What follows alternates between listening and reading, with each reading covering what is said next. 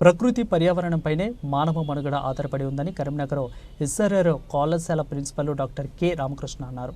జమ్మికుంట ప్రభుత్వ degree PG కళాశాలలో తెలుగు ఆంగ్ల విభాగం ఆధ్వర్యంలో కళాశాల ప్రిన్సిపల్ డాక్టర్ బి రమేష్ అధ్యక్షతన భారతీయ సాహిత్యంలో పర్యావరణ పరికల్పనపై అంశంపై మంగళవారం ఏర్పాటు చేసిన 2 రోజుల జాతీయ స్థాయి సెమినార్కు ఆయన ముఖ్య అతిథిగా హాజరై ప్రారంభించారు.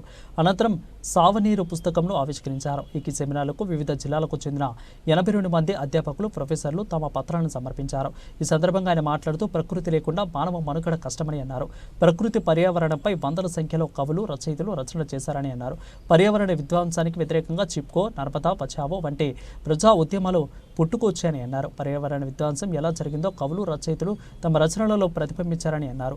పర్యావరణ సమతుల్యం లోపిస్తే సమస్త జీవుల మనుగడకు ప్రమాదకరమని అన్నారు. ప్రకృతి వల్లే వర్షాలు కురిసి పచ్చదనం ఏర్పడి పంటలు పండుతున్నాయని అన్నారు. ప్రకృతిని ఆరాధించే సంస్కృతి గల గొప్ప దేశం భారతదేశమని అన్నారు. ఇక పర్యావరణ లోపం వల్ల అకస్మాత్తుగా ప్రకృతి వైపరీత్యాలు వస్తున్నాయని పేర్కొన్నారు. వాతావరణ కాలుష్యం వల్ల క్యాన్సర్ వంటి అనేక రోగాలు వస్తున్నాయని అన్నారు. పచ్చదనం, పర్యావరణం పెంపొందించడానికి ప్రతి విద్యార్థి మొక్కలు నాటాలని పిలుపునిచ్చారు. కార్యక్రమంలో వరంగల్ ఎన్ఐటి కళాశాల associate professor M Raja Viswanatham, ఇక హుజూరాబాద్ ప్రభుత్వ డిగ్రీ కళాశాల ప్రిన్సిపల్ పి ఇందిరాదేవి, కళాశాల vice principal doctor S Othela Kumar, ఇక డాక్టర్ శ్యామల, ఉమా కిరణ్, శ్రీనివాసు, అధ్యాపకులు డాక్టర్ గణేష్, రాజేంద్ర, అదేవిధంగా Kiran Kumar, doctor Ravi, P Srinivas Reddy, doctor Umadevi, Rajkumari, Arun Raju, Sai Kumar, Prashanth, వివిధ కళాశాల అధ్యాపకులు, అధ్యాపకేతర సిబ్బంది, విద్యార్థులు తదితరులు పాల్గొన్నారు.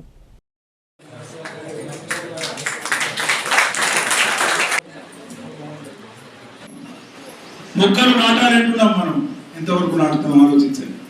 విపరీతమైన రేడియేషన్ పెరిగిపోతుంది, సెల్ ఫోన్లు పెరిగిపోయాయి, రేడియేషన్ వల్ల పిచ్చుకలు కనిపిస్తున్నాయి, మనకు కనిపించట్లేదు.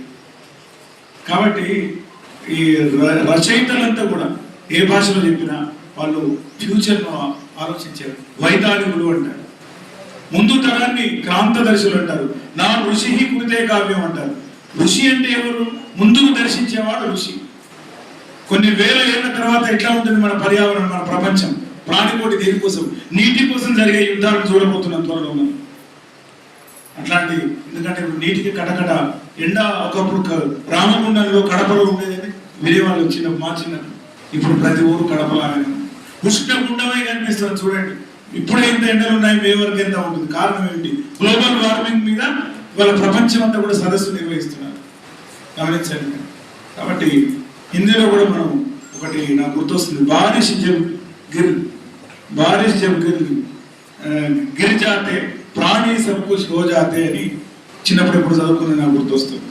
వర్షం పడితే ఎట్లా ఉంటుంది? చిన్నపిల్లలు పడవలు తీసుకుని ఆ నీళ్ళలో ఆడుకున్న సందర్భాల గురించి ఒక కవి వర్ణిస్తాడు. వాన చినుకులు కురిసినప్పుడు మనుషులే కాదు, ప్రాణికోటి కూడా నెమళ్ళు పులివిప్పి, ఎందుకు పులివిప్పి ఆడుతాయి నెమళ్ళు? ఆ మబ్బులు కురిసిన, మబ్బులు బాగా పట్టినప్పుడు, మబ్బులు పట్టేది ఎందుకురా? వానలు కురిసేటందుకురా అంటారు. ఎందుకని? వానలు కురవాలని మన ఊళ్ళలో ఒక జానపద ఆచారాలు ఉన్నాయి. వాటి వెనకాలన్నింటిలో కూడా మీరు చూడండి, మనం వనభోజనాలు కోరుతాం కార్తీక మాసం. ఎందుకు వెళ్తాం ఆలోచించండి.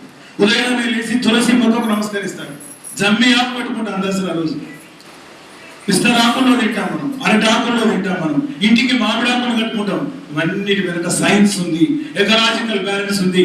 మనం ప్రకృతిని ఆరాధించే ఒక గొప్ప సంస్కారం, సంస్కృతి భారతదేశం ప్రపంచ దేశాలకు అందించిన ఘనత మనది.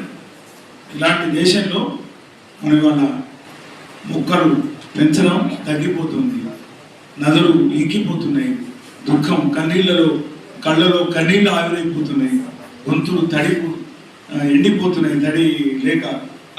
రాజకీయ, సాంస్కృతిక, సాహిత్య అంశాలను స్పృశిస్తారు, వాటిని వారి సాహిత్యంలో పొందుపరుస్తారు. కాబట్టి ఒక విధంగా చెప్తే చరిత్రకారులు అని కూడా చెప్పవచ్చు, సాహిత్యకారులు. కాబట్టి అభివృద్ధి పేరుతో జరుగుతున్న విధ్వంసాన్ని వారి రచనలో పొందుపరచడం కూడా అనేక రచనల్లో జరిగింది. Some of the authors are like maybe Amitav Ghosh or Vandana Shiva, Ruskin Bond, like R.K. Narayan, Arundhati Roy, or even Ramchandra Guha. Basically is a historian, but many times he reflects the environment, particularly destruction of the environment in his writings. And many environmental concerns like polluting of rivers or mining, and the destruction of the environment or natural resources